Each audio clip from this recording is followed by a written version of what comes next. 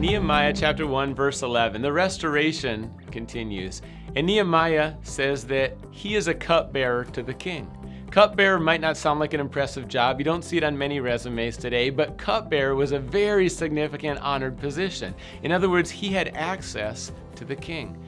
And in the restoration process, it's important to recognize your resources, your God-given resources.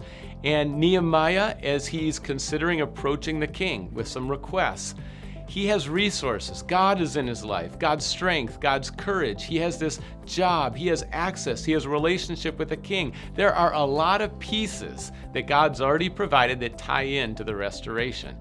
And so as you think about being an instrument of restoration, what are the resources? Will you write them down that God has given to you?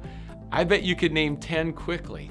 Again, you might take them for granted, but this will help as you write them down. Say, you know what? God's given me this gift. God's given me this job, this opportunity, this relationship, this amount of money. God has given you a lot of resources, and those resources are to be used towards restoration.